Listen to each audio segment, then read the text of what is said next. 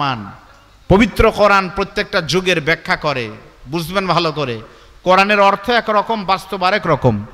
আল্লাহ বললেন আমার নবী কারো বাপ না, অথচ নবীর 4টা মেয়ে আছে, জানেন না? উম্মে কুলসুম, জয়নব, রোকেয়া, ফাতেমা। তাহলে এরা কারা? নবী যদি কারো বাপ না হবে তাহলে আবুল কাসেম, আব্দুল্লাহ নবীর ছেলে, তারা কারা? প্রশ্ন আসে কিনা বলেন?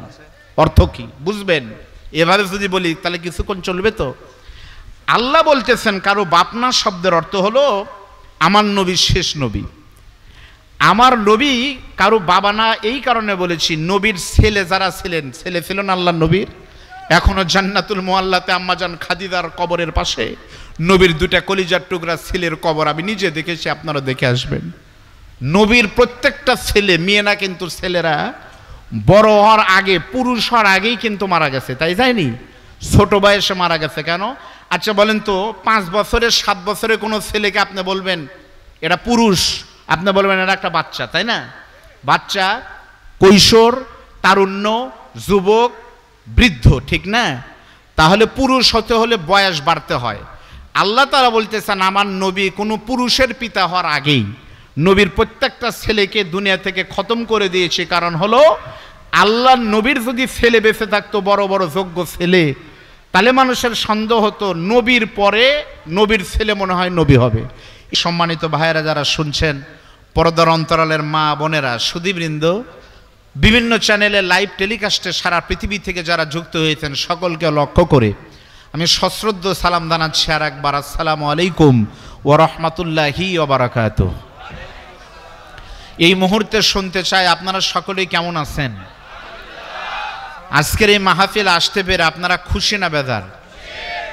আজকের এই মাহফিল যে হবে এই বিশ্বাস আপনাদের থাকলেও আমাদের কিন্তু ছিল না।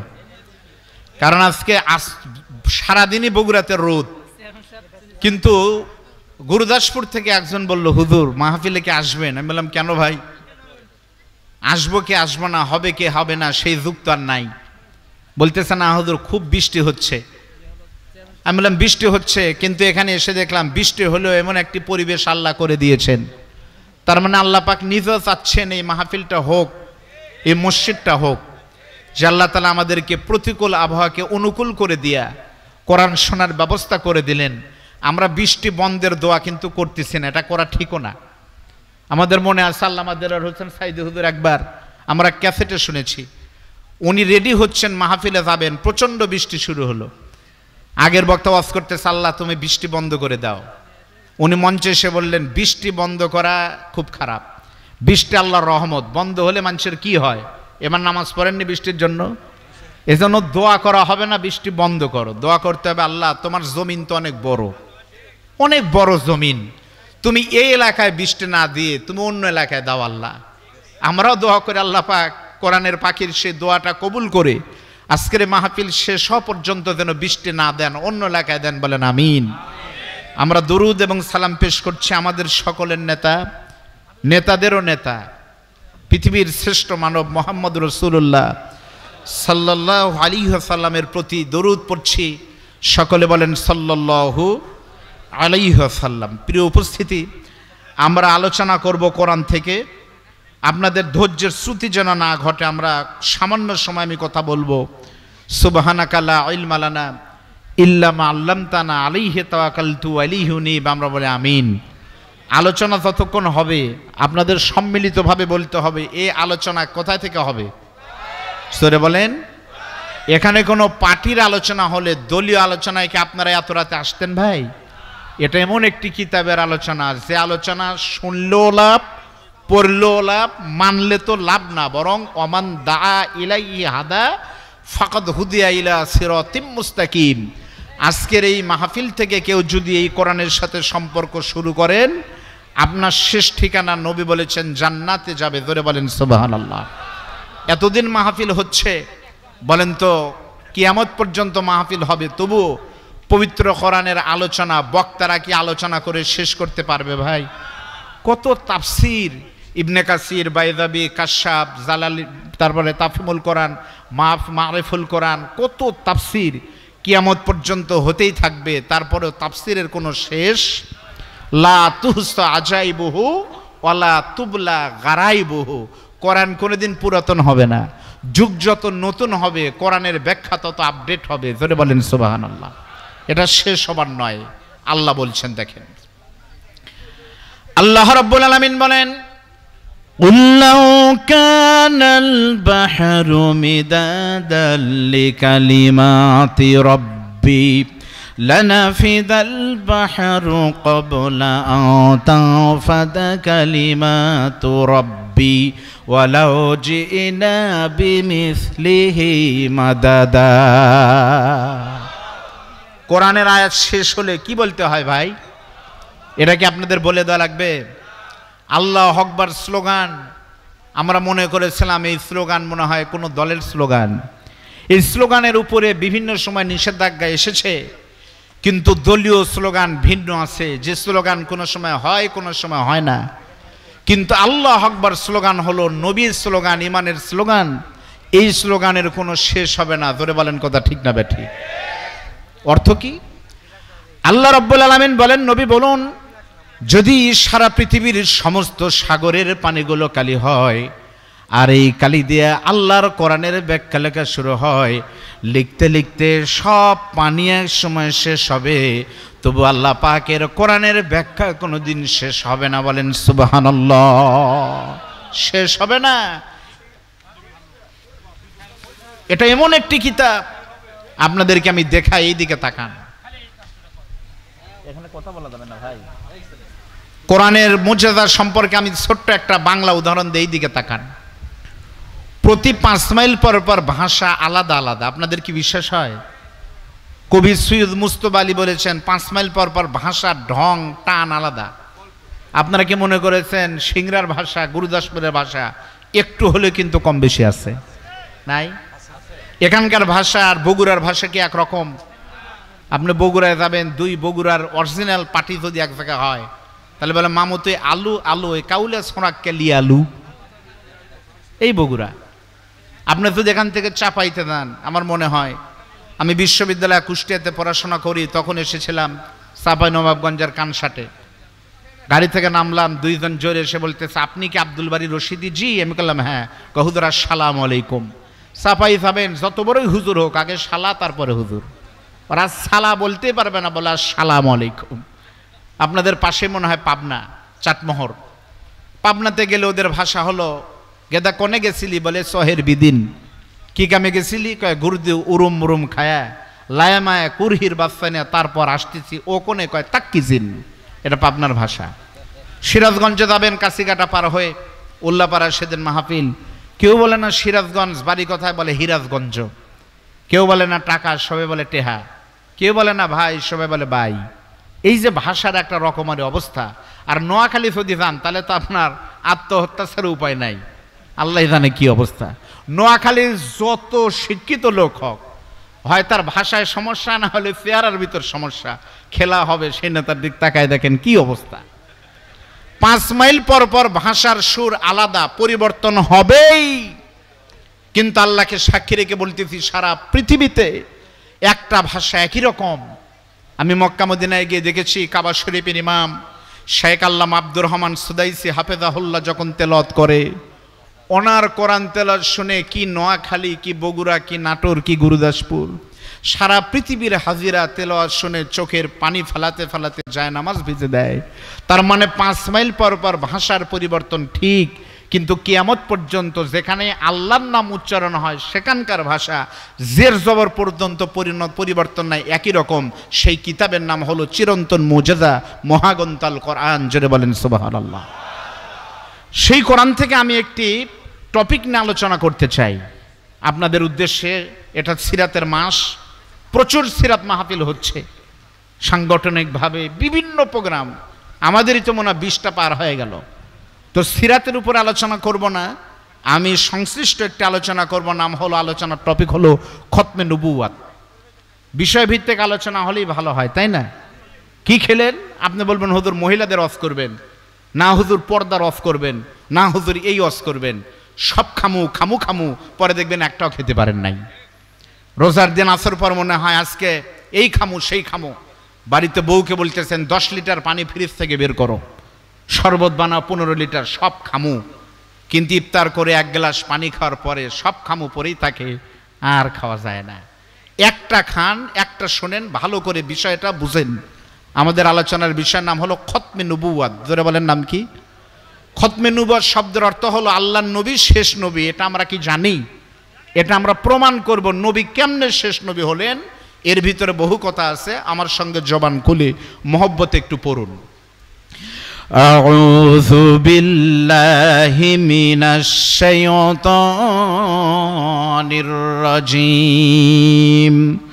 বিসমিল্লাহির রাহমানির রাহিম। মা কানা মুহাম্মাদুন আবা আহাদিম মির রিজালিকুম ওয়ালাকিন রাসূলুল্লাহি ওয়া খাতামান নাবিয়্যিন ওয়া কানা আল্লাহু বিকুল্লি শাইইন আলিমা। আমি আপনাদের সামনে পবিত্র কোরআনুল কারীমের সূরা আহজাবের 40 নম্বর আয়াত তেলাওয়াত করেছি। আপনারা তাফসীর শুনতে হলে কিছু নিয়ম আছে, আমি জানি আপনাদের সেই ধৈর্য হবে কিনা। তবে আল্লামা নুরুল ইসলাম অলিপুর হুজুর সাসকর বারবার আসেন, আমি দেখেছি। তার আলোচনা শোনার শ্রোতা দ্বারা তারা আপনারা শুনবেন। মুফতি মাওলানা বজলুর রশিদ সাহেব আইবি হুজুর কয়েকদিন পর আসবেন। বড় বড় আলেমরা কিন্তু এলাকায় আসে, গুরুত্বপূর্ণ মনে করে একটু শোনেন।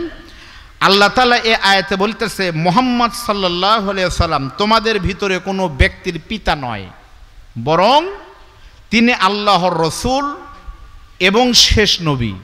ওয়া কানা আল্লাহু বিকুল্লি শাইইন আলিমা। আল্লাহ বলতেছেন আল্লাহ তাআলা সকল বিষয়ে জানেন। তাহলে যেই আল্লাহ ভালো জানেন তিনি বলতেছে মুহাম্মদ সম্পর্কে আমি বলতেছি, শোনো, আমি আল্লাহর ঘোষণা হলো আমার নবী তোমাদের ভিতরে কারো বাপ না, বরং আমার নবী হলো তোমাদের ভিতর থেকে কারো বাপ নয়, বরং আমি আল্লাহর রাসূল এবং শেষ নবী। তাহলে আপনারা বলেন আমাদের নবী আল্লাহ পাকের রাসূল, কথা ঠিক না বেঠিক বলেন? তাহলে আপনারা বলবেন হুজুর এটা তো মিলল না। আপনি বলতেছেন মুহাম্মদ সাল্লাল্লাহু আলাইহি ওয়াসাল্লাম আল্লাহ বলতেছেন বাপ না, কিন্তু আমরা জানি নবীর ছেলেও আছে মেয়েও আছে, ঠিক না? তাহলে বাপ না বলে, এই জন্য ইন্নাল কোরআন ইউফাসসিরুহুজ জামান, পবিত্র কোরআন প্রত্যেকটা যুগের ব্যাখ্যা করে। বুঝবেন ভালো করে, কোরআনের অর্থ একরকম, বাস্তব আরেক রকম। আল্লাহ বললেন আমার নবী কারো বাপ না, অথচ নবীর 4টা মেয়ে আছে, জানেন না? উম্মে কুলসুম, জয়নব, রোকেয়া, ফাতেমা। তাহলে এরা কারা? নবী যদি কারো বাপ না হবে তাহলে আবুল কাসেম, আব্দুল্লাহ নবীর ছেলে, তারা কারা? প্রশ্ন আসে কিনা বলেন? অর্থ কি বুঝবেন? এভাবে যদি বলি তাহলে কিছুক্ষণ চলবে তো? আল্লাহ বলতেছেন কারো বাপ না শব্দের অর্থ হলো আমার নবী শেষ নবী। আমার নবী কারো বাবা না এই কারণে বলেছি, নবীর ছেলে যারা ছিলেন, ছেলে ছিল না আল্লাহ নবীর? এখনো জান্নাতুল মুআল্লাতে আম্মাজান খাদিজার কবরের পাশে নবীর 2টা কলিজার টুকরা ছেলের কবর আমি নিজে দেখেছি, আপনারা দেখে আসবেন। নবীর প্রত্যেকটা ছেলে, মেয়ে না কিন্তু, ছেলেরা বড় হওয়ার আগে, পুরুষ হওয়ার আগেই কিন্তু মারা গেছে, তাই যায়নি? ছোট বয়সে মারা গেছে কেন? আচ্ছা বলেন তো, 5 বছরের 7 বছরের কোনো ছেলেকে আপনি বলবেন এটা পুরুষ, আপনি বলবেন এটা একটা বাচ্চা, তাই না? বাচ্চা, কৈশোর, তারুণ্য, যুবক, বৃদ্ধ, ঠিক না? তাহলে পুরুষ হতে হলে বয়স বাড়তে হয়। আল্লাহ তাআলা বলতেছেন আমার নবী কোনো পুরুষের পিতা হওয়ার আগেই নবীর প্রত্যেকটা ছেলেকে দুনিয়া থেকে খতম করে দিয়েছে। কারণ হলো আল্লাহ নবীর যদি ছেলে বেঁচে থাকতো, বড় বড় যোগ্য ছেলে, তাহলে মানুষের সন্দেহ হতো নবীর পরে নবীর ছেলে মনে হয় নবী হবে। ইউসুফ আলাইহিস সালামের ছেলে ইসমাইল আলাইহিস সালাম নবী, নবীর ছেলে নবী, তার ছেলে নবী, এইভাবেই নবী হয়।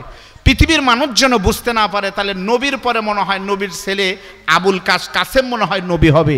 এজন্য আল্লাহ তাআলা বড় হওয়ার আগেই প্রত্যেকটা ছেলেকে দুনিয়া থেকে বিদায় করার মাধ্যমে প্রমাণ করেছেন নবী আপনার বুক খালি করলাম, পৃথিবীর মানুষের সন্দেহ দূর করলাম, কিয়ামত পর্যন্ত আমার নবী কোনো পুরুষের বড় কোনো মানুষের পিতা নয়। তার মানে নবীর কোনো ছেলে নাই, নবীর পরে নবী হওয়ার কোনো সম্ভাবনা নাই। এটি খতম নবুয়তের প্রথম দলিল। ফের বলেন আল্লাহু আকবার। আমার বন্ধুগণ, 2 নম্বর আল্লাহ পাক বলেন নবীর পরে নবী নাই। ইয়া আইয়ুহাল্লাযীনা আমানু আতিউল্লাহা ওয়া আতিউর রাসূল ওয়া উলিল আমরি মিনকুম। জোরে বলেন সুবহানাল্লাহ। আল্লাহ পাক বলেন, ও পৃথিবীর ইমানদার, আমি আল্লাহ তোমাদেরকে বললাম তোমরা আল্লাহ পাকের সম্মান আনুগত্য করো এবং আল্লাহর রাসূলের আনুগত্য করো। আল্লাহ রাসূলের পরে ওয়া উলিল আমরি মিনকুম, তোমাদের ভিতর থেকে যারা উলিল আমর হবে তাদের আনুগত্য করো। জোরে বলেন সুবহানাল্লাহ। এটা খতমে নবুয়তের দ্বিতীয় নম্বর দলিল। আল্লাহ বললেন তোমরা আতিউল্লাহ, আল্লাহর আনুগত্য করো। আল্লাহর আনুগত্য আমরা করি না? নামাজ পড়তেছি, এটা কার আনুগত্য? আল্লাহর। দাঁড়িয়ে রেখেছি, এটা কার আনুগত্য? এটা আল্লাহর না, এটা হলো রাসূলের সুন্নাত। রাসূলের দাড়ি, আমারও দাড়ি। তাহলে আল্লাহরও করলাম, রাসূলের করলাম। অন্য নবীদের বেলা আল্লাহ বলেছেন নবীর পরে অমুক নবীর আনুগত্য করবে তোমরা, কিন্তু নবীর পরে এই আয়াত আল্লাহ তাআলা কোরআনে বলেননি, নবীর পরে আরেক নবীর নাম বলেননি, বরং নবীর পরে বলেছে রাসূলের আনুগত্যের পরে তোমরা উলিল আমরের আনুগত্য করো। এই আয়াতের মাধ্যমে আবারও প্রমাণ হয় সূরা নিসার 59 নম্বর আয়াত, যে নবীর পরে উলিল আমরের কথা বলার মাধ্যমে প্রমাণিত হয়েছে, কারণ নবীর পরে কোনো নবী আসবে না। সুতরাং খতমে নবুয়তের রাস্তা ক্লিয়ার, নবীর পরে কোনো নবী নাই। যারাই বলবে নবীর পরে নবী আছে তারা কাফের কাফের কাফের। ধরে বলেন কথা ঠিক না বেঠিক? প্রিয় ভাইরা, এখন নবীর পরে আমরা কার অনুসরণ করব? প্রত্যেকটা নবীদের ক্ষেত্রে নবীর পরে নবী আসে। আমাদের পরে নবীর পরে এসেছে সাহাবায়ে কেরাম, চলে গেছে, তাবেঈন চলে গেছে, তাবে তাবাইন চলে গেছে, কিন্তু কিয়ামত পর্যন্ত মুস্তাহিদ আলেম ওলামা থাকবে, জাতির রাহবার। ইন্নামা ইয়াখশাল্লাহা মিন ইবাদিহিল উলামা। আল্লাহ বলেছে যারা বলে বান্দাদের ভিতরে আলেমরাই আল্লাহকে বেশি ভয় করে, মিথ্যা কথা। আয়াতের অর্থ কিন্তু তা না। আলেম ওলামা আছেন, এখানে ইন্নামা বলতে হাসলের অর্থ দেয়। অর্থ হলো মানুষের ভিতরে কেবলমাত্র আলেমরাই আল্লাহকে ভয় করে। সরে বলেন কথা ঠিক না ঠিক? মুখে যত বড় রাজনীতিবিদ বলুক আমরা আল্লাহকে বিশ্বাস করি, এদের বিশ্বাস 16 আনা সত্য নয়। সবাই ধর্ম ব্যবসায়ী, একমাত্র আলেমরা ব্যতীত। জোরে বলেন কথা ঠিক না ঠিক? বলবেন কেমনে? প্রমাণ আমার কাছে আছে। এতদিন প্রমাণ শুনেছিলাম, আর গত মাসে আমরা প্রমাণ দেখেছি। যারা বক্তব্যের মাঠে বলতো সকালবেলা আপনি কি খুঁজেন, সকালবেলা আমরা কোরআন শরীফ খুঁজি আর বড় বড় জায়নামাজ খুঁজি, কিন্তু 5 আগস্টে বঙ্গভবন থেকে আমরা একটা জায়নামাজ দেখিনি, একটা তসবিহ দেখিনি, কোরআন শরীফ দেখিনি, বরং আমাদেরকে কাঁঠাল খাওয়ার কথা বলে এত বড় বড় পাঙ্গাস মাছ আর রুই মাছের পেটে আর খাসির রান উরাত দেখেছি। জুড়ে বলেন কথা ঠিক না ঠিক? তাহলে ওরা ধর্ম ব্যবসায়ী। এমন অবস্থা, ডাক্তারের কাছে গেলে ডাক্তার 500 টাকায় 1000 টাকা ভিজিট নেয়, 5 মিনিট কথা বললে 1000। ইঞ্জিনিয়ারের কাছে যাবেন, ইঞ্জিনিয়ার প্ল্যান করে দেয়, নেয় 50,000। ওদেরকে ব্যবসায়ী কেউ বলে না। এই মাদ্রাসার মুহতামিম বলেন, বড় বড় মুফতি আলেমদের কাছে গিয়ে বলতেছে হুজুর আমি বউকে 3 তালাক দিচ্ছি, কি করা যায়? হুজুর আমার শুলে পারে ঘুম আসে, ঘুম আসলে চোখে দেখি না। তার মানে কি? এত ফতু আমরা দেই, আমাদেরকে কোনো টাকা দেয় না। তাহলে রাজনীতিবিদরা, নেতারা টাকা নেয়, কাজ করে দেয়, ওরা ধর্ম ব্যবসায়ী হলো না। ডাক্তাররা চিকিৎসা করে টাকা নেয়, ওরা ব্যবসায়ী হলো না। ইঞ্জিনিয়ার ব্যবসা মানে প্ল্যান করে বুদ্ধি বিক্রি করে টাকা নেয়, ওরা ব্যবসায়ী হলো না। হাজার হাজার ফতু আমরা দিলাম। করোনার ভিতরে কোনো নেতারা কোনো কর্মীর জানাজায় যায়নি, মা তার সন্তানের জানাজায় যায়নি। আলেমরা রক্তের সম্পর্ক নাই, জীবনের ঝুঁকি নিয়ে মানুষকে জানাজা করে কাফন দাপনের ব্যবস্থা করেছে। তারপরেও বাংলাদেশে যেই রাজনীতিবিদরা বলে হুজুররা মৌলবাদের আলো ধর্ম ব্যবসায়ী, আল্লাহর কসম কোরআন অনুযায়ী উতুল্লিম বাদা যালিকা জানিম, যারা বলেছে ভবিষ্যতে বলবে, কোরআন অনুযায়ী তারা জারোর সন্তান। যারা বলেন কথা ঠিক না বেঠিক?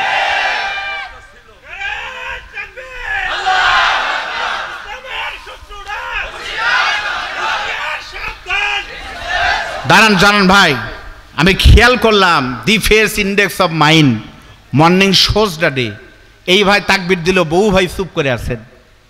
যদি তাকবির দেন তাহলে বলবেন হুজুর দিব, আর যদি বলেন দিব না তাহলে কেউ দিয়েন না। আজকে আমরা খাওয়ার সময় নদীর গুছি মাছ খাওয়ালো, গুছি মাছ বড় না, বললাম ভাই এই মাছ না মারলেই ভালো হতো, বড় হতো। যদি গুছি খাওয়াবেন বড়রা খাওয়াবেন, না হলে খাওয়ানোর দরকার কি? যদি তাকবির দেন জোরে দেওয়া লাগবে। মনে করেন না এটা মানে গত বছরের মাহফিল, 16 বছরের ঝাল তুলতে হলে কলিজা ঠান্ডা করে তাকবীর দেওয়া লাগবে, পারবেন? আচ্ছা, এই গ্রামের লোক যারা আনন্দনগরের, তারা তাকবীর দিবেন, বাইরের লোক যান দিয়েন না। লিল্লাহে তাকবীর। বাইরের লোক যারা আছেন তারা দেন। আমাদের 2 বিশেষ অতিথি মহোদয় দেখুক বাইরের লোক পারে কিনা, বলেন লিল্লাহে তাকবীর। এবার সবাই মিলে তাকবীর দিবেন একটা। এই তাকবীরের ধ্বনি যেন তাদের কণ্ঠ পর্যন্ত, কান পর্যন্ত যায়। দেখে যাও কোরআনের মাহফিল যারা হতে দেয় না, আজকে শুধু হচ্ছে না, বাঘের মতো গর্জন হচ্ছে। দেখো কি অবস্থা, কোরআনের তাকবীর শুরু হয়েছে। সকালে হাত তোলেন, সবাই হাত তোলেন টান টান করে। আলহামদুলিল্লাহ, এক তাকবীর দিবেন, পারবেন তো?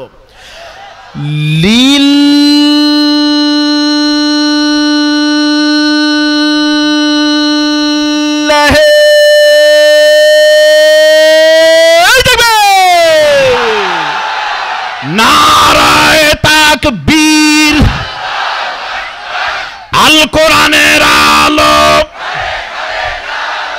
সংসদে জালো, তোমার নেতা আমার নেতা,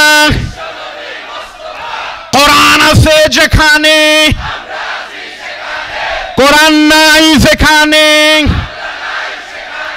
যে দলে কোরআন নাই সেই দলে আমরা নাই। লিল্লাহে তাকবীর। হবে তো? হ্যাঁ, গরম মশলার মতো। সেটা আবার কি বারে গুঁড়া করে হেলতেন, কি কথা দেখছেন ভাই? যারা দাঁড়া আছেন তারা কারা বলেন তো?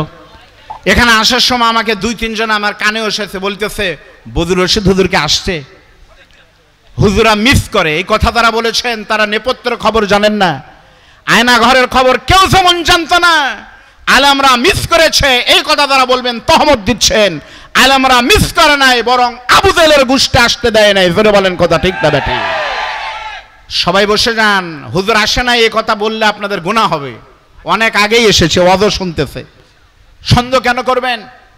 আপনাদের সার্চ করে যদি এমপি, কোন দলের এমপি যদি আসে, এমপি এসেছে তার প্রমাণ হলো পিছনে যদি পুলিশের গাড়ি থাকে, তাহলে বুঝতে থাকবে পিছনে যেহেতু পুলিশের গাড়ি, সামনে পুলিশের গাড়ি, পিছনে এমপির গাড়ি, তাহলে আসেই।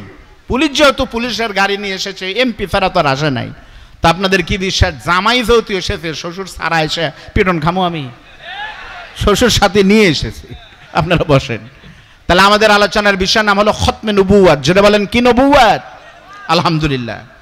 এরপরে দেখেন, আমি একটা হাদিস বলেছি, আজকে নোট করেছি। প্রথম বন্ধুগণ খেয়াল করেন, আল্লাহর নবীর প্রিয় সাহাবী হযরত আনাস বলেন, আন আনাস ইবনু মালিক রাদিয়াল্লাহু তাআলা আনহু কল কল রাসূলুল্লাহি সাল্লাল্লাহু আলাইহি ওয়াসাল্লাম আন্নার রিসালাতা ওয়ান নবুওয়াতা কদ ইনকাতাত ফালা রাসূলা বাদি ওয়ালা নাবিয়্যা রাহু তিরমিজি। আল্লাহর নবীর সাহাবী হযরত আনাস বলেন, তোমরা শোনো, আমি নবীর কাছ থেকে শুনেছি, নবী বলেছেন অবশ্যই অবশ্যই আমার পরে কোনো নবী আসবে না, কারণ কিয়ামত পর্যন্ত আল্লাহ তাআলা নবুয়তের দরজা বন্ধ করে দিয়েছেন। সরে বলেন সুবহানাল্লাহ। শুধু তাই নয়, তিরমিজির আর একটা বিখ্যাত হাদিস, হযরত উলামায়ে কেরাম আপনাদের মাঝে মাঝে মাঝেই বলেন, আল্লাহর নবী বলেছেন, লাও কানা বাদি নাবিয়্যু লাকানা ওমর ইবনুল খাত্তাব। নবী বলেন, আমি শেষ নবী, আমার পরে কেউ নবী আসবে না। তবে নবী আসার কোনো সম্ভাবনা যদি কিয়ামত পর্যন্ত কোথাও দেখা যেত, আমার পরে নবী হওয়ার একমাত্র যোগ্যতা ছিল আমার পাখির মতো সাহাবী হযরত ওমর ছাড়া কেউ নবী হতো না, নবী হবে না। জোরে বলেন আল্লাহু আকবার। যেহেতু নবীর পরে ওমর নবী হয় নাই, একথা বলতে দিবালোকের মতো স্পষ্ট। আগামীকাল সূর্য পূর্ব দিগন্ত থেকে উঠবে, এই কথা যেমন সত্য, নবীর পরে নবী আসবে না সেটাও সত্য। করে বলেন কথা ঠিকঠাক? এটাই আমাদের আলোচনা হওয়া দরকার।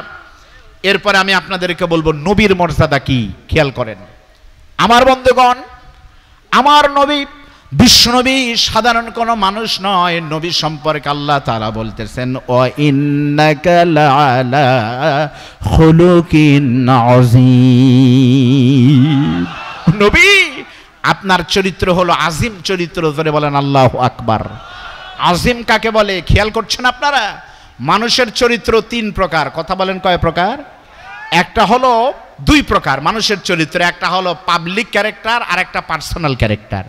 পাবলিক ক্যারেক্টার মানে জনগণের সামনে এসে বলতেছে জনগণের বন্ধু, মানুষের সেবক, এই নেতা সেই নেতা। গুরুদাসপুরের মানুষের জন্য উনি কি কম ত্যাগ করছে? এই নেতা জনগণ আপনাদের বড়াই গ্রাম গুরুদাসপুরে মানুষের জন্য গ্রামের বাড়ি ত্যাগ করেন, গুলশান বনানীতে বাড়ি করেছেন। এই নেতা সেই নেতা গত 16 বছর 20 বছর আপনাদের জন্য উনি কম ত্যাগ করেন নাই। উনি আপনাদের জন্য ত্যাগ করতে করতে সমস্ত কম দামি খাবার ভাত ত্যাগ করে এখন পোলাও আর বিরিয়ানি খায়। এইরকম নেতা আমরা বহু দেখেছি, ত্যাগী নেতা বহু দেখেছি। নেতাদের চরিত্র দুই প্রকার। দিনের বেলায় বক্তব্য দেয় মদকে না বলুন, চরিত্র ঠিক রাখুন। বিভিন্ন কলেজে স্কুলে গিয়ে খুবজিপুর কলেজ মাঠে বক্তব্য দেয় প্রত্যেকটা ছেলেকে ধূমপান বিরোধী হতে হবে, ধূমপান বিষপান, অথচ বুড়া নেতা বিড়ি টানতে আমরাও দেখেছি। ধরে বলেন কথা ঠিক না বেটা? তাহলে মানুষের চরিত্র দুই প্রকার হয়, একটা পাবলিক ক্যারেক্টার আর একটা পার্সোনাল ক্যারেক্টার। আল্লাহর কসম কোন দলের নেতাদের রাতের চরিত্র প্রকাশ হলে দলের মানুষেরা নয়, দেশের মানুষ ভোট দিবে না। একমাত্র পৃথিবীর শ্রেষ্ঠ নেতা মুহাম্মদ রাসূলুল্লাহ, যেই নবী বলেছেন আমার বউরা দিনের আলোতে রাতের অন্ধকারে আমি যা যা করেছি আমার উম্মতদের বলে দাও। আমার নবীর চরিত্রগুলো বলা আজিম চরিত্র, যেই চরিত্র কত মহান, কত উদার, কত বড়, কত প্রশস্ত, মাপার কোনো যন্ত্র নাই। জোরে বলেন আল্লাহু আকবার। শুধু তাই নয়, নবীর চরিত্র সম্পর্কে আল্লাহ বলেন লাকাদ কানা লাকুম ফি রাসূলিল্লাহি উসওয়াতুন হাসানা। সুবহানাল্লাহ বলেন।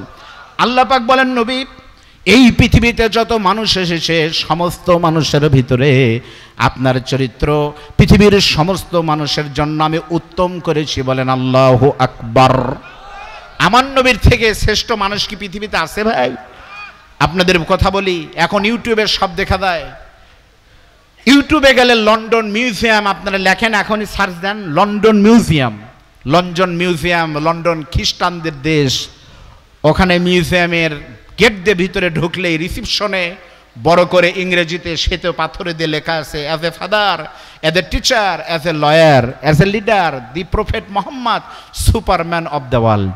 খ্রিস্টানদের সাক্ষী হলো নেতা হিসাবে, বাবা হিসাবে, রাজনীতিবিদ হিসাবে, সকল দিক থেকে মুহাম্মদ রাসূলুল্লাহ শ্রেষ্ঠ আদর্শ। ধরে বলেন সুবহানাল্লাহ। সুতরাং ও পৃথিবীর মানুষ, no east no west, Islam is the best. বহু প্রতারিত হয়েছে জীবনে, আর প্রতারিত নয়। ইসলাম তোমাকে হাতছানি দিয়ে ডাকছে, আসো ইসলামের ছায়াতলে। কোরআনের সমাজ বিনির্মাণের দ্বার প্রান্তে বাংলাদেশ অবস্থান করছে। একবার ইসলামী আইন চালু হলে আল্লাহর কসম ইসলাম কাকে বলে বুঝবেন যদি একবার ইসলাম যেয়ে দেখেন। জোরে বলেন কথা ঠিক না বেটা? একবার যদি যান, প্রথম কি হবে? ইসলাম আসলে কি হয়? আমার মনে আছে 1 বছর আগে আমার শ্বশুরের এই বাচ্চা, এই মুরব্বী তো না, মুরব্বী হলে বলতাম এই মুরব্বী, তো তোরা বাচ্চা তুগির আর কি বলি বস। ইসলাম ক্ষমতা আসলে কি হয় দেখেন। গত 1 বছর আগে আমার শ্বশুর মাওলানা বদরুল রশিদ সাহেবের দাওয়াতে আমরা আমাদের পরিবারের গোষ্ঠী সুদ্ধা গিয়েছিলাম ওনার টাকায় উমরাতে। তো আমার মনে আছে আমরা গেলাম জেদ্দায় গিয়ে আম্মা জান হাওয়া আলাইহিস সালামের কবর জিয়ারত করে লোহিত সাগর দেখব। আসরের নামাজের আজান হয়ে গেছে, নামাজও হয়ে গেছে। আমরা একটা মসজিদে গেলাম, মসজিদের নাম হলো মসজিদে কিতাল, যেখানে কেসাস কায়েম করা হতো। চোর চুরি করলে হাত কাটা হতো, বিচার হত্যা করলে তাকে হত্যা করা হয়। এখনো মসজিদ আছে, দেখে আসবেন।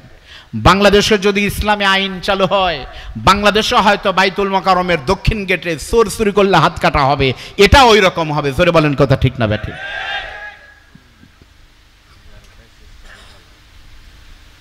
ও ভালো হয়, ভালো। আপনাকে ভালো মানে আমাকে ভালো, ঠিক আছে। এখন ওই মসজিদে গিয়ে কেবলা কোন দিকে আমরা জানি না ভাই। আমরা ভুল করে অন্য দিকে নামাজ পড়তেছি। কেবল নামাজের মোশান নিছি, মানে কেবল শুরু করব, ইতিমধ্যেই এক বাঙালি দৌড়ে এসে বলতেছে, হুজুর থামেন থামেন থামেন, কি হলো ভাই? বলে, হুজুর আপনারা জানেন না এই দিকে নামাজ পড়তেছেন, কেবলা তো ওই দিকে। মানে মসজিদ নামাজ বন্ধ, নামাজ হবে সঙ্গে সঙ্গে মসজিদ বন্ধ হবে, সঙ্গে সঙ্গে, খুলে দেওয়া থাকে না। আপনি নামাজের সময় দেখবেন পানি, সৌদি আরবের মসজিদগুলোতে খেজুর, মেহমান, নামাজ শেষ ফাংতা শিরু ফিল আরদ, জমিনে কাজ করো। আমাদের বাংলাদেশ জহরের নামাজ পড়েছে, কাজ করে হাটে ধান বিক্রি হবে আসরের পরে, 3 জন লোক সাইডে ফ্যানতে ঘুম পাড়তেছে, এগুলো ফাঁসি হওয়া দরকার। ধরে বলেন কথা ঠিক না বেঠে?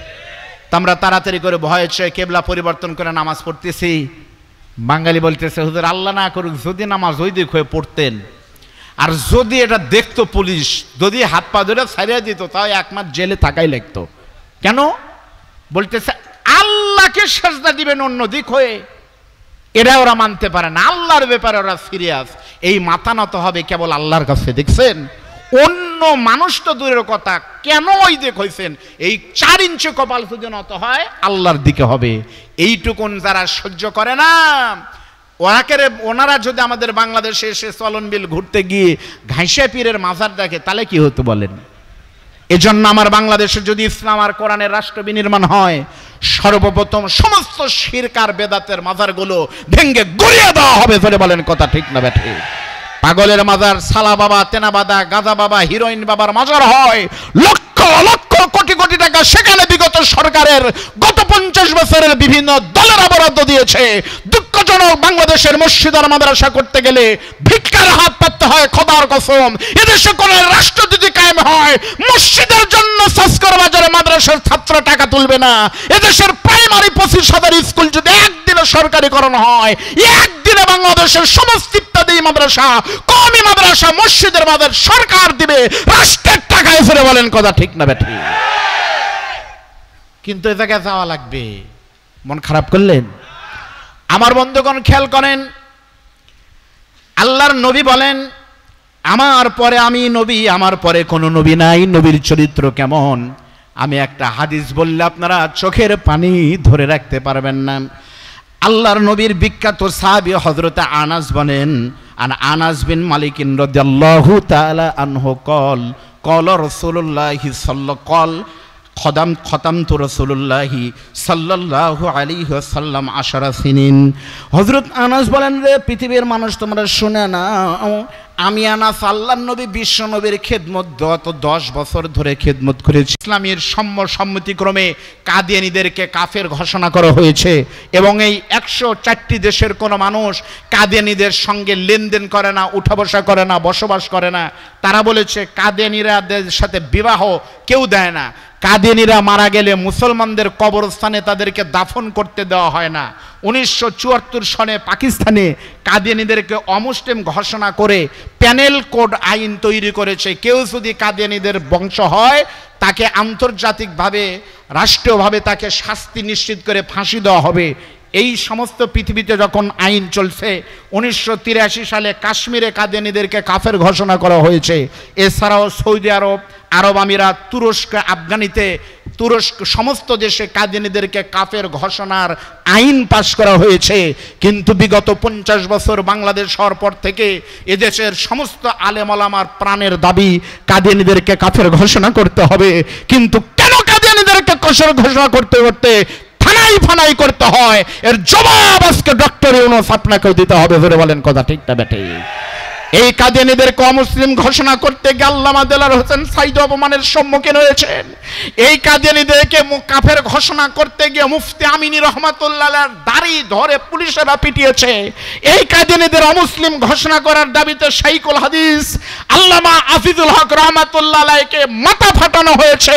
যেই জমিনে আল্লাহর ওলিদের রক্ত পড়েছে, 5ই আগস্টে প্রিয় ভাই শহীদ আবু সাইদ আর শহীদ মীর মুগ্ধের পানির বিনিময়ে জীবন্তর বাংলার মাটিতে দাঁড়িয়ে অবিলম্বে কাদিয়ানীদেরকে কাফের ঘোষণা করতে হবে। তা যদি না হয়, এদেশের ইসলাম আন্দোলনের কর্মীরা সমস্ত দলমত নির্বিশেষে বাংলাদেশকে যদি স্বাধীন করতে পারে, নবীর জন্য কাদিয়ানীদেরকে কাফের ঘোষণার দাবিতে যদি ডাক আসে, মাথার পাগড়ি মাথায় বেঁধে তিতুমরের ঘোড়ায় চড়ে, বক্তিয়ারের ঘোড়ায় চড়ে, তিতুমিরের বাঁশ দিয়ে পিটিয়ে কাদিয়ানীদের সেলা চামুন্ডা সবাইকে বাংলা ছাড়া করতে কোন কোন মায়ের সন্তানের দুই হাত তুলে দেখা। কাফের কাফের, নবীর বলেন নবী নাই, কাফের কাফের, নবীর বলেন নবী নাই, লিল্লাহি তাকবীর।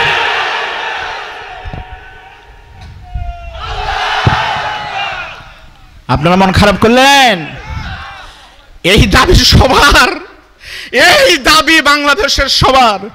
আমার বিএনপির নেতা ভাইকে বলেন, উনিও বলবো হুজুর আমরাও তাই, ঠিক না ভাই? বলুক, জামাত ইসলামের নেতা বলুক। এটা খালি দাবি না, তাদের কলিজার ভিতরের দাবি। এটা আলেম ওলামার দাবি, কওমি মাদ্রাসা, হেফাজত ইসলাম, তাবলীগ, চরমনাই সবার দাবি। এজন্য আপনাদেরকে বলবো, প্রিয় ভাইরা, ও পিসা হুজুর আর দোলাদলি করেন না, এখন এক হতে হবে। জোরে বলেন কথা ঠিক না বেঠিক? মিডিয়ার মাধ্যমে ভাইরা এই নিউজটা প্রচার করবেন। এখন এক হওয়া লাগবে। যদি পেটন শুরু হয় সবার কিন্তু হবে, খালি জামাত ইসলাম মার খাবে না। ওই যে গল্প শুনলাম যে আফগানিস্তানের এক কাবুলিওয়ালা বাংলাদেশে এসেছে, এক কাবুলিওয়ালা আফগান থেকে এসে বাংলাদেশের গ্রামে গঞ্জে ঘুরতেছে, মনে করেন নারীবাড়ি, সাসকর, গুরুদাসপুরের দিকে ঘুরতেছে। জ্যৈষ্ঠ মাস, ঘুরতে ঘুরতে দেখে একটা গাছের উপরে একটা লোক কি যেন খাচ্ছে, কালো কালো। তখন আফগানিস্তানের লোক বলতেছে, ভাই কি খাও? তখন বাংলাদেশের লোক বলতেছে, ভাই, ইশারা করে বলতেছে, এটা জাম, জাম খাবে? ভাষা না বুঝুক, কথায় তো খেলে বুঝে দেয়, খাবে? আসো আসো। তখন ওই কাবুলিওয়ালা আফগানি লোক মইদে উঠে লোকটার কাছে গিয়ে জামের গাড়া যখন গিয়েছে, তখন বাঙালি বলতেছে, তার ভাষায় বুঝিয়ে দিয়েছে, ভাই কোনটা খাবো? বাঙালি বলতেছে, কোনটা খাবে? সবুজগুলো এখনো পাকেনি, মানে সবুজগুলো খাবে না, খালি কালো কালোগুলো ধরো আর মারো, খাও। বাস এই কথা যখন বলেছে, তখন কালোগুলো ধরতেছে আর খাচ্ছে। কিছুক্ষণ পরে দেখা গেল কালো কালো দুই তিনটা ভোমরা, ভোমরা চিনেন ভোমর, ওই ভোমরা একটা জামে পড়েছে। কিন্তু ওই কাবুলিওয়ালাকে বলে দিয়েছে আফগানিকে, বাঙালি, কালোগুলো ধরো আর খাও। তখন জাম কালো আর ভোমরা কালো, ভোমরা পড়েছে। তখন ভোমরা যখন ধরেছে, মোটা মোটা নখ, আফগানিস্তানের লোক, বিশাল দেহ, তখন এই চাপে পড়ে ভোমরা ভুঁ ভাঁ করতেছে। তখন আফগানি বলতেছে, ভুঁ করো, ভাঁ করো, কোনো লক্ষা নাই, কালো হলেই খাবো, মানে কালো হলেই যা জাম আর ভোমরা কালো হলেই খতম। এর জন্য মনে রাখবেন, বিগত সময় আমরা দেখেছি এদেশের বিশ্ববরেণ্য মুফাসসির, যার হাতে শত শত নয় হাজার হাজার মানুষ মুসলমান হয়েছে, যার কোরআনের তাফসির শোনার জন্য বগুড়ায় তাফসির হলে নাটোর থেকে লোক যেত। পাবনা দারুল আমান ট্রাস্টের মাহফিলে আপনারা গিয়েছেন 100 কিলোমিটার দূরে। সুতরাং আল্লামা সাইদের হাতে আমরা হ্যান্ডকাপ দেখেছি। কওমি মাদ্রাসার রাহবারদের ভিতরে আল্লামা শাইকুল হাদিস, আল্লামা আহমদ শফি টুপি থাকার কারণে, পাগড়ি থাকার কারণে লুচ্চা তেতুল হুজুর সংসদে তাকেও আমরা গালি দিতে দেখেছি। আমরাও দেখেছি শুধুমাত্র শাইকুল হাদিস আল্লামা মামুনুল হকের হাতে হ্যান্ডকাপ পড়তে দেখেছি। বাংলাদেশের আলেম কুল, ওস্তাদ কুল, শিরোমণি মিল্লাতের প্রিন্সিপাল অধ্যক্ষ জাইনুল আবেদিন হুজুরের হাতে হ্যান্ডকাপ পরা দেখেছি। সুতরাং জাম কালো হলেই কিন্তু ধরবে, সুযোগ এসেছে, আর ধরতে দেওয়া হবে না। সমস্ত টুপিওয়ালারা এক হতে হবে। আমাদেরকে শুধু তাকবীর আর লা ইলাহার মিটিং দেখালে হবে না, অবিলম্বে বাংলাদেশের পার্লামেন্টে সংস্কার যখন হচ্ছে সব জায়গায় হবে, অবিলম্বে কাদিয়ানীদেরকে কাফের ঘোষণা করতেই হবে। আর বেশি দেরি করার কোনো সুযোগ নাই। ধরে বলেন কথা ঠিক না বেঠিক?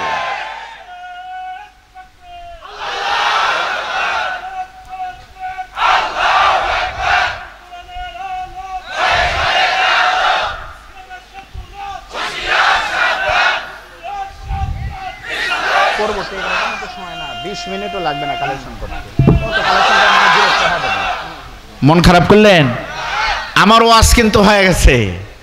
এরপরে যদি আপনারা আমাকে নামাই দেন তাও ভালো, যা করেন করেন, আলহামদুলিল্লাহ। আমার বন্ধুগণ, এবার শোনেন, আমার নবী বিশ্বনবী শুধুমাত্র একজন মানব নন, কিয়ামত পর্যন্ত যুগে যুগে শুধু গোলাম আহমদ কাদিয়ানী নয়, আল্লাহর নবী বিশ্বনবীর দুশ্মন কিন্তু বাড়ির কাছে মক্কায় কিন্তু ছিল। ধরে বলেন ঠিক না ঠিক? আল্লাহর নবী বিশ্বনবী যখন কালেমার দাওয়াত দিলেন, 40 বছর বয়স, নবীর শত্রু চতুর্দিকে শুরু হয়ে গেল। নবীকে ধরে নাই, মারে নাই, এমন কোনো ঘটনা কিন্তু বলতে পারবেন না। আল্লাহর নবীকে পাগল বলা হয়েছে, জাদুকর বলা হয়েছে, চরিত্রহীন বলা হয়েছে, বাড়ি থেকে বের করে দেওয়া হয়েছে। আল্লাহর নবী নামাজের সেজদা দিয়েছে, নবীর ঘাড়ের উপরে উটের নাড়ি ভরে দেওয়া হয়েছে। তায়েফের ময়দানে নবীকে পেটানো হয়েছে, ওহুদের ময়দানে মারতে মারতে নবীর মাথা এবং দাঁত ভাঙা হয়েছে। নবী 3 বছর শিবে আবি তালিবের ভিতরে নিজের বিবি আম্মা জান খাদিজাকে নিয়ে জেল কেটেছেন। এমন কোনো নির্যাতন নাই নবী সহ্য করে নাই। বিশ্বাস করেন, এত নির্যাতন সহ্য করার পরেও আমার আল্লাহ তাআলা নবীর দাওয়াত এত বেশি প্রসারিত করে দিয়েছেন, নবীর রক্ত দেওয়া ইসলামকে আমার আল্লাহ তাআলা আবু জেহেলের শত বাধা বিপত্তির পরেও অল্প দিনের ভিতরে সারা দুনিয়ায় প্রচার করেছে। যতই বিরোধিতা আবু জেহেল করে, আল্লাহর নবীর ইসলাম ততই বেড়ে যায়। জোরে বলেন সুবহানাল্লাহ। বিশ্বাস করেন, গত 16 বছরের যে ঘটনা, এর পরে কি আপনাদের কারো বিশ্বাস ছিল যে কারফিউ দিল বারে, যে গাড়ি ঘোড়া সব বন্ধ, ঢাকায় কে যাবে কন্ত?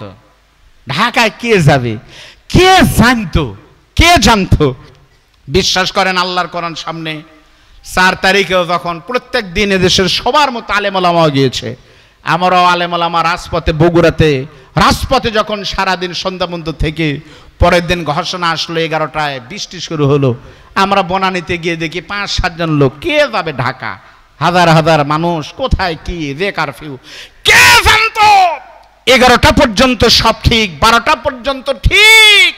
আব্রাহার বাদশা যখন হাতুড়ি বের করে কাবা শরীফে মারা শুরু করবে, আমার আল্লাহ দরজা খুলে দিয়ে বলল, জান্নাতের বাগান থেকে কেউ যাবে না, সবচেয়ে ছোটগুলা আবাবিল তোমরা প্রথমে যাও সেমিফাইনাল খেলার জন্য। কে জানতো যে একটু পরে আবাবিল পাখি এসে সব শেষ করে দিবে? কে জানতো কারফিউকে উপেক্ষা করে কোটি কোটি মানুষ বের হবে? এখান থেকে প্রমাণিত হয়, ফাঁসি, জেল, জরিমানা দিয়ে ইসলামকে নিশ্চিহ্ন করা যায় না, বরং আগুন যখন ধরে যাবে, আগুনের সাথে কিছু করলে আরো বেড়ে যাবে। ধরে বলেন কথা ঠিক না ব্যাপার? এখন মনে হচ্ছে আল্লাহ যা করে ভালোর জন্যই করে। এখন আমার তাই মনে হয়, আল্লাহ যা করছে ভালোর জন্যই করেছে। আমরা তো এই জন্য বলেছি, বিগত সময় অ্যাঙ্গেলে বলেছি যে এক রাজা তার প্রধান সেনাপতি উজিরকে নিয়ে গেল মানে বনের ভিতরে হরিণ শিকার করতে। হরিণ শিকার করতে করতে রাজা বলেছে যে উজির, আমরা হরিণ ধরবো। ইতিমধ্যে একটা হরিণের শাবক, হরিণের বাচ্চা বের হয়েছে। উজির তখন বলছে, স্যার ওই যে হরিণের বাচ্চা, মারেন স্যার। তখন রাজা কি বলে এটা, বন্দুক তীর, যখন তীর টান দিয়ে তীর ধনুক দিয়ে তখন মারলো, একটা তীরের মানে গিয়ে ধনুক গিয়ে একটা হরিণের যখন বুকে লেগেছে, মুহূর্তের ভিতরে হরিণের বাচ্চাটা তছনছ হয়ে মানে মারা যাবে। এমন সময় বলতেছে উজির, স্যার মারা গেল, তাড়াতাড়ি জবেও করেন। রাজা বলতেছে, আমি জবেও করবে না, আমার অভ্যাস নাই, তুমি জবেও করো, আমি ধরি। স্যার ধরেন, মারা গেল মনে হয়। রাজা তখন তাড়াহুড়া করে ধরেছে। উজির বিসমিল্লাহ আল্লাহু আকবার বলে জবেও করবে, এমন সময় হরিণ দেখতেছে যে আমার বুক দিয়ে রক্ত পড়তেছে, তাহলে জবেও করতেছে, মারা তো যাবই। সুতরাং মারা যাওয়ার আগে শেষ চেষ্টাটা একটু করাই হোক। তখন হরিণ জোরে ডাক দিয়েছে, ম্যা করে যখন উঠছে, ম্যা, তখন রাজার তো অভ্যাস নাই ধরার, ম্যাও করছে, হাতও নড়ে উঠছে, জবেও হয়েছে। মাগার আপনার ওই রাজার বাম হাতের ছোট এই কনিষ্ঠাঙ্গুলির একটু কেটে গেছে, মানে খানিকটা কেটে গেল। নখ যদি কাটে তখন হরিণের গোস্তের ধান্দার আছে। রাজা ছেড়ে দিয়ে বলতেছে, ওরে মা, কঠিন অবস্থা। উজির তখন আফসোস করে তেনাখানি যা ছিল প্রাথমিক চিকিৎসা ট্রিটমেন্ট দিয়ে বলতেছে, স্যার মনে কিছু করেন না স্যার। ভাই আপনারা তো একটা দায়িত্ব আমাদের দিছেনই, দেননি? দিছেন তো, সেই দায়িত্ব আমাদের মাথায় আসছে ভাই, তাই না? দায়িত্ব তো একটা নিছি। একেবারে গিয়ে বাড়িতে ওইটা মাল দে, এটা ডাকাত চোরের লক্ষণ। কোনো কথা নাই, বাড়ি ঢেকায় মাল আছে বাই করে দে। তা আমরা একটু হালাল করি চাই, ইনশাল্লাহ হবে, আল্লাহ করেন। তখন যখন বলছে যে মাল দে, ও তখন নখ কেটে গেল, তখন বলতেছে, স্যার আমি ইচ্ছা করে করিনি, আল্লাহ যা করে ভালোর জন্যই করে, স্যার মনে কিছু করেন না। রাজাকে যখন বলছে আল্লাহ যা করে ভালোর জন্যই করে, তখন রাজা মহা খেপা, আমার আঙুল কেটেছে, তুই বলিস ভালোর জন্যই করে। রাজা যখন খেপেছে, উজির কোনো কথা না বলে চুপ আছে। আল্লাহর কি মেহেরবানি, রান্না বান্না চলতেছে, পানির দরকার। রাজা বনের ভিতরে ঘুরতে ঘুরতে দুইজন দেখে একটা বদ্ধ কূপের ভিতরে পানি দেখা যায়। পানি কেমনে তুলবে? তখন একটা বালতিতে দড়ি লাগায় যখন তুলবে, শীতের দিন, রাজার মাথায় বুদ্ধি এসেছে, এখন একটা প্রতিশোধ নেওয়ার টাইম। উজির যখন উপর হয়েছে রাজা পেছন থেকে ধাক্কা দিয়েছে, একেবারে বালতির সঙ্গে উজির গিয়ে ঠান্ডা কূপে পড়ে গেল। তখন বলতেছে স্যার এটা একটা কাম করলেন স্যার। তখন রাজা বলতেছে মনে নাই আঙ্গুলের কথা, ও যে টেনশন করে না, আল্লাহ দয়া করে ভালোর জন্যই করে। উজির তখন আর কি কবে, শুধু কাঁপতেছে। ইতিমধ্যে ওই এলাকায় ছিল দস্যুদের বসবাস, তারা পৌত্তলিক ধর্মের মানে মাজুসি ধর্মের বিশ্বাসী ছিল। তারা খুঁজতে খুঁজতে দেখে একটা সুন্দর চেহারা, রাজাদের চেহারা তো সুন্দর সুঠাম দেহ, তাকে ধরে নিয়ে বলতেছে তুম কোন হো? হ্যাঁ মুসলমান। মুসলমান হও তো কালেমা বাতাও, লা ইলাহা ইল্লাল্লাহ মুহাম্মদ রাসূলুল্লাহ। তখন বলতেছে তুম ঠিক হয়, তুম মুসলমান। ধরে নিয়ে গিয়ে রাজাকে জবে করার জন্য উদ্যত হয়েছে, কারণ বলতেছে আমরা আমাদের পূজা শুরু করব, কিন্তু আমাদের পূজার নিয়ম হলো আমাদের মূর্তির সামনে একটা মুসলমান কুরবানি বলি না দিলে আমাদের পূজা দুরস্ত হয় না। অনেক খুঁজতেছি, 3 দিনে হলে মানুষ পাই না, মুসলমান পাইছি তোমাকে। তখন বলতেছে ভাই আল্লাহর রাস্তে আমাকে মাফ করে দাও, আমি একটা দেশের রাজা। তখন জল্লাদ কসাই বলতেছে যে তোমার হাতে কি? বলতেছে ভাই আমার আঙ্গুল কেটে গেছে। তখন তরবারি নামায় বলতেছে বেঁচে গেলি, কারণ আমরা অঙ্গহানি কোনো মানুষকে দিয়ে আমরা প্রতিমা দুর্গার সামনে দেই না, অঙ্গহানি বাপ, ভালো জিনিস আমরা চাই। তখন রাজা এসে বলতেছে সত্যি আল্লাহ দয়া করে ভালোর জন্যই করে। উজিরকে কূপ থেকে তুলে ঘটনা যখন বলেছে, উজির আল্লাহ সত্যি ভালো করে, যদি আঙ্গুল কাটা না যেত আজকে আমার গলা কাটা যেত নিশ্চিত। এই কথা শুনে উজির রাজার গলা ছেড়ে দেয়, পা ধরে বলতেছে রাজা মশাই এতদিন আপনি ছিলেন আমার রাজা, আজ থেকে আপনি আমার বাপ। কেন? বলতেছে আপনি শুধু আমার পাছায় লাঠি দিয়ে সাময়িক কষ্ট দিয়ে কূপের ভিতর ফেলায় না দিতেন তাহলে আমার গলা কাটতো, কারণ আমার তো অঙ্গহানি নাই, আমি মারাই যেতাম। সত্যি আল্লাহ দয়া করে ভালোর জন্যই করে। বিগত 16 বছরের অত্যাচার, নির্যাতন, রিমান্ড, ফাঁসির মঞ্চ আজকে প্রমাণ করেছে এগুলো না হলে বাংলাদেশের মুসলমান জালেম চিনত না। এই জালেম চেনার মধ্য দিয়ে আগামীকাল বাংলাদেশের পূর্ব দিগন্তে সূর্যোদিত হবে, ইনশাআল্লাহ সেই সূর্যের নাম হবে ইসলাম। আর ইসলাম জেনে বলেন আল্লাহু আকবার। প্রিয় ভাইরা, এত বাধা বিপত্তির পরও ইসলামকে ঠেকা রাখা যায়নি, জোরে বলেন ঠিক না ঠিক? আমি আপনাদের সর্বশেষ আমার আলোচনা শেষ করতেছি, একটা 2 মিনিটের একটা কথা বলে খুব খেয়াল করে শোনেন। নবীর ভালোবাসা কত সুন্দর হওয়া লাগবে অন্তরে। আপনারা সকলে জানেন আল্লাহর নবীর প্রিয় সাহাবী, ইসলামের দ্বিতীয় খলিফা, নাম হলো আমিরুল মুমিনিন হযরত ওমর। ওমরের নাম শুনেন নাই? হযরত ওমরের ছেলের নাম আব্দুল্লাহ। কথা বলেন নাম কি? হযরত আব্দুল্লাহ যে মাদ্রাসায় পড়ে, ওই মাদ্রাসায় হযরত আলীর ছেলে হুসাইনও পড়ে, একই ক্লাসে। পড়তে পারে না? পড়তে পড়তে আপনারা জানেন, আমার শ্বশুরের আদেশ শুনেছেন, হুসাইন কিন্তু রাগ বেশি আর জেদ বেশি। এই জেদের কারণে হযরতে জিবরাইলকে আঙ্গুর ফল খাওয়াইছিল, জেদের কারণে। হুসাইনের সঙ্গে আব্দুল্লাহ, ওমরের ছেলে আর আলীর ছেলের কি যেন কথা কাটাকাটি হয়েছে। রাগ করে হযরত হুসাইন প্রেসিডেন্ট হযরত ওমরের ছেলের কলমটা ধরে ফালাই দিয়েছে। জোরে যখন ফেলাই দিয়েছে তখন হযরতে আব্দুল্লাহ বলতেছে ভাই ফালালি কেন? তখন হযরতে হুসাইন বলতেছে ফালাইছি, নিয়ে আসো। কোনো কথা বলে নাই, এনেছে। কিছুক্ষণ পর দ্বিতীয়বার যখন কথা কাটাকাটি হয়েছে, হযরত হুসাইন তখন আবার কলমটা যখন ফালাই দিয়েছে, আব্দুল্লাহ বলতেছে ফালাইলি কেন? সঙ্গে সঙ্গে আলীর ছেলে হুসাইন বলতেছে ফালাইছে, নিয়ে আসো। হযরত আব্দুল্লাহ তখন বলতেছে হুসাইন তুমি বারবার আমার কলম ফালাচ্ছ আর আমাকে আনতে বলতেছো। হুসাইন আমি কি তোমার চাকর নাকি? খেয়াল করে শুনেন, যখনই বলেছে আমি তোমার চাকর নাকি, তখন হুসাইন রাগ করে বলেছে শুধু তুই চাকর না, তোর বাপও চাকর। তোর বাপও যদি চাকর হয় তো ওমরের ছেলে শুনে না,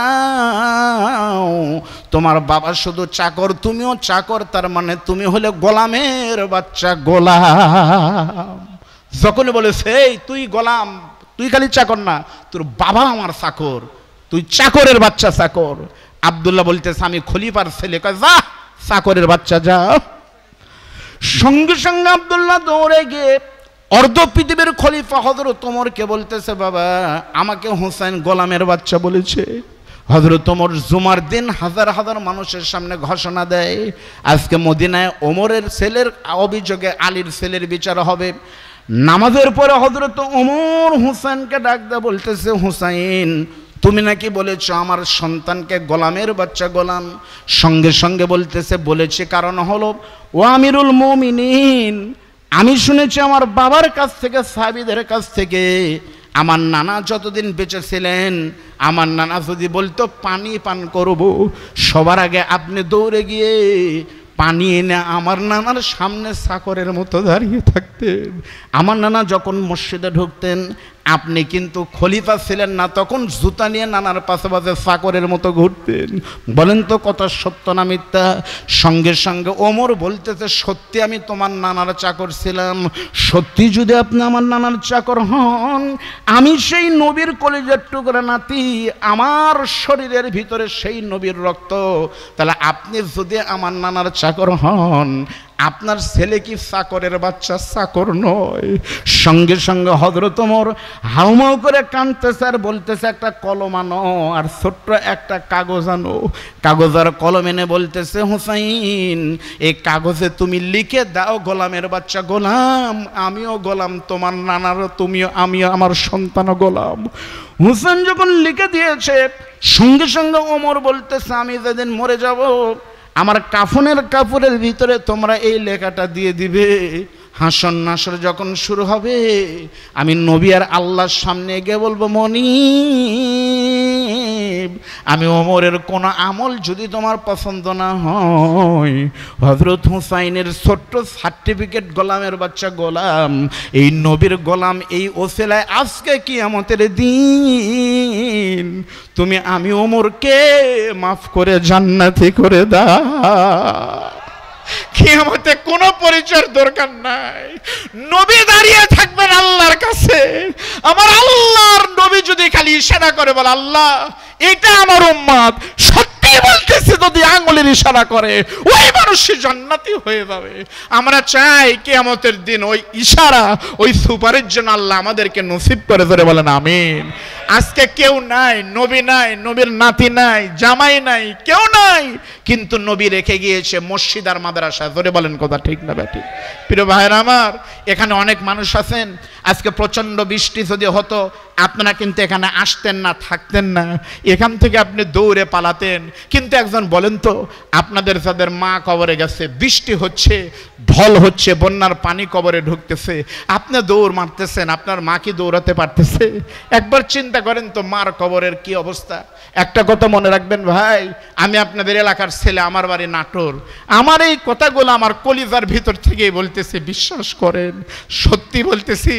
আপনাদের এই যে বাড়ির কাছে নদী, মনে রাখবেন, নদীতে পাহাড় যত বড়ই হোক আকাশের নিচে, নদীতে মাছ যত বড়ই হোক পানির নিচে, আর আপনি সন্তান যত বড়ই হন, আপনার জান্নাত আপনার মায়ের পায়ের নিচে। সত্যি বলতেছি, পৃথিবীতে আপন আছে, কিন্তু মার বাবার মতো কোনো আপন নাই। এখানে কত মানুষ আছেন, একটু মেহেরবানি করে একটু আমাকে দেখাবেন, আপনাদের ভিতরে কার কার মা নাই? আমাকে না, আল্লাহকে দেখান।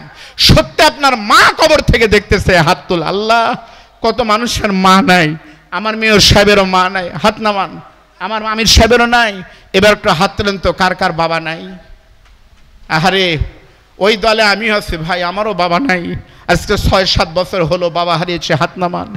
এতগুলো মানুষের ভিতরে সত্যি বলছি, আপনারা বিশ্বাস করেন, এই মাহফিলের ফাঁকা জায়গাগুলোতে আপনার মার কথা মনে করেন, আপনার মা বাবা কাফনের কাপড় পরে এখানে এসেছে, যদি আমার সন্তান আমার জন্য কিছু দয়া করে দান করে, মনে রাখবেন এটি আপনার মা। এই মার কবরে কাফনের কাপড় গায়ে দিয়ে মা পানির ভিতরে শুয়ে আছে। এতগুলো মানুষের ভিতরে এই এলাকায় অনেক বড় বড় মসজিদ আছে, টাইলস হয়ে গেছে, এসি হয়ে গেছে, কি দিবেন? কিন্তু মসজিদটা কেবল শুরু হচ্ছে। আমার ভাই মাওলানা বলেছেন, মোহাম্মদুল্লাহ নাটোরি বলেছে, এখানে মসজিদটা এত জরুরি, এখানে মানুষ এখন